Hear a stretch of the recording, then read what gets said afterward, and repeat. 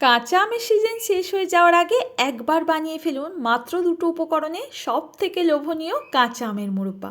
এইভাবে বানিয়ে সারা বছর রেখে খেতে পারবেন। নমস্কার বন্ধুরা, আমার নতুন একটা রেসিপিতে সবাইকে স্বাগত জানাই। আজকে তৈরি করে দেখাবো মাত্র দুটো উপকরণে কাঁচা আমের মুরব্বা। তাহলে চলুন দেখে নেওয়া যাক আজকের রেসিপি তৈরির জন্য প্রথমেই নিয়ে নিতে হবে আম। আমি এখানে 750 গ্রাম মতো আম নিয়েছি। আর আমটা না ঠিক পাকার আগের মুহূর্তে, মানে ডাসা যে আমটা হয় ঠিক সেটা নিতে হবে, তাহলে মোরব্বা কিন্তু অনেক দিন পর্যন্ত রেখে খাওয়া যাবে আর ভালো হবে। তো দেখুন, এখানে সম্পূর্ণ আমের গায়ের খোসা ফেলে আমি মধ্যিখানের আটির অংশটাকে বাদ দিয়ে দিয়েছি, আর আটির যে ছিলা বা শক্ত অংশটা থাকে সেটাকে রেখে দিতে হবে। আর এই পর্যায়ে না আমের মোরব্বাটা করলে অনেক দিন ভালো থাকে, মিষ্টিটাও কম লাগে আর আমের টক ভাবটা কমে যায়। তবে আমি বলবো এই সময় আমের মোরব্বাটা ঝটপট বানিয়ে স্টোর করে নিন।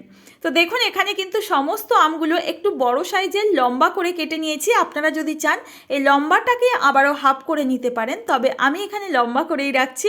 এখন একটা কাঁটা চামচ দিয়ে প্রত্যেকটা আমের গায়ে দেখুন এইভাবে করে আমি ছিদ্র করে দেব, যাতে চিনির শিরাটা এর মধ্যে খুব ভালো মতো টানতে পারে। এখন প্রত্যেকটা আম দেখুন একইভাবে আমি ছিদ্র করে নিয়েছি। তারপর গ্যাস ওভেনে কড়াই বসিয়ে দিয়ে দিচ্ছি বেশ কিছুটা পরিমাণে জল।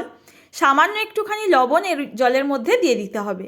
এখন যে আমগুলোকে আমি ছিদ্র করে নিয়েছি এই আমগুলোকে এর মধ্যে দিয়ে দেব। দিয়ে আমি 2 থেকে 3 মিনিট মতো হাই ফ্লেমে ফুটিয়ে নেব। তাহলে আমের মধ্যে যে কষ ভাবটা থাকে বা একটু হালকা টক ভাব থাকবে সেটা যেন চলে যায়। তো বন্ধুরা বলে রাখি, এই আমগুলো দেখে হয়তো মনে হচ্ছে পাকা, কিন্তু একদমই পাকা না, একদম কিন্তু শক্ত আমটাই নিতে হবে। পাকা আম নিলে কিন্তু কখনোই আমের মোরব্বা ভালো হবে না, আর এগুলো একেবারেই কিন্তু গলে যাবে। তো দেখুন, এখানে কিন্তু এই ডাসা আম দিয়েই খুব ভালো কিন্তু আমের মোরব্বা তৈরি হয় আর খেতেও ভীষণ ভালো হয়। আর আস্তে আস্তে দেখতে পাচ্ছেন জলে আমগুলো দেওয়ার পর একদম সুন্দরভাবে কিন্তু কষটা বেরিয়ে গেছে আঁঠির গায়ে যেটা থাকে। আর দেখুন আমগুলো কিন্তু 2 থেকে 3 মিনিট সেদ্ধ করে নেওয়ার পরও কিন্তু অনেক শক্ত আছে। এই পর্যায়ে কিন্তু আমগুলোকে আমি উঠিয়ে নেব। তবে আমি কিছুটা ঠান্ডা বরফের জল নিয়েছি, তারপর কিন্তু এটাকে নামিয়ে নিচ্ছি। এই গরম অবস্থায় যদি আমগুলোকে তুলে আমি নামিয়ে রেখে দিই তাহলে কিন্তু আম অনেকটা নরম হয়ে যাবে, তখন আমাদের মোরব্বা তৈরি করতে অনেকটা অসুবিধা হয়। আবারও কড়াইটাকে আমি পরিষ্কার করে ধুয়ে বসিয়ে দিলাম। এবার আমি এখানে নিয়ে নিচ্ছি 500 গ্রাম মতো চিনি। আমি 750 গ্রাম মতো আম নিয়েছি, আর এখানে 500 গ্রাম মতো চিনি দিয়ে দিলাম। এবার দিয়ে দিচ্ছি দেখুন হাফ বাটি পরিমাণে জল। খুব বেশি কিন্তু জল ব্যবহার করা যাবে না। এবার দিয়ে দেবো একটা সুন্দর ফ্লেভারের জন্য দারচিনি স্টিক। এটা দিলে না এর মধ্যে সুন্দর একটা ঘ্রাণ থাকে। আপনারা এখানে দারচিনির বদলে এলাচ দিয়ে দিতে পারেন, তাতেও খুব সুন্দর একটা ঘ্রাণ হয়। এখন এই চিনির শিরাটাকে খুব ভালো করে ফুটিয়ে নিতে হবে। এখানে বলে রাখি, জল কিন্তু একদম কম ব্যবহার করতে হবে। যতটা পরিমাণে চিনি দেবেন তার অন্তত 4 ভাগের 1 ভাগ কিন্তু এখানে জল দিতে হবে। তো দেখুন খুব ভালো করে কিন্তু আমি চিনির শিরাটাকে এখানে ফুটিয়ে নিচ্ছি। চিনিগুলো যতক্ষণ না এরকম ফুটে একটা চিটচিটে শিরা তৈরি হচ্ছে ততক্ষণ কিন্তু এর মধ্যে আমগুলো অ্যাড করা যাবে না। এখন আগের থেকে জলের মধ্যে যে ডুবিয়ে রেখেছিলাম আমগুলো, সেই আমগুলো একটু দেখিয়ে দিই দেখুন কতটা পরিমাণে শক্ত আছে। ঠিক এই পর্যায়ে জল ঝরিয়ে আমরা আমের টুকরোগুলোকে এই চিনি শিরার মধ্যে দিয়ে দেব। এই পর্যায়ে গ্যাসের ফ্লেমটা লো টু মিডিয়ামে রেখে আমাদের এই আমের মোরব্বা তৈরি করে নিতে হবে। আর খুব বেশি কিন্তু নাড়াচাড়া করা যাবে না, মাঝে মধ্যে এইভাবে নাড়াচাড়া করে যাব। আর চিনি শিরাটা যতক্ষণ না আঠালো হয়ে আসছে এইভাবে ফুটিয়ে নেব। তো দেখুন এই পর্যায়ে আমার আমগুলো কিন্তু বেশ শক্ত আছে, তাই আমি একটু ঢাকা দিয়ে এটাকে 2 থেকে 3 মিনিট রান্না করব, যাতে আমগুলো একটু নরম হয়ে আসে আর শিরাটা শুকিয়ে না যায়। তো দেখুন এইভাবে কিন্তু নাড়াচাড়া করে দিচ্ছে আর চেক করে নিলাম আমগুলো অনেকটা পরিমাণেই শক্ত আছে, এটা বুঝে কিন্তু করে নিতে হবে। ঢাকা দিয়ে 2 থেকে 3 মিনিট মতো রাখবো, তারপর ঢাকাটা খুলে দেখিয়ে দিচ্ছি দেখুন শিরাটা কিন্তু অনেকটা পরিমাণে কমে আসছে আর আমের মধ্যে সুন্দর একটা কোটিং হয়ে যাচ্ছে। এখন এই পর্যায়ে আমি দেখিয়ে দিচ্ছি দেখুন শিরাটা কতটা আঠালো হয়েছে। এই পর্যায়ে বুঝে নিতে হবে আমাদের এটা কিন্তু প্রায় তৈরি হয়ে এসছে।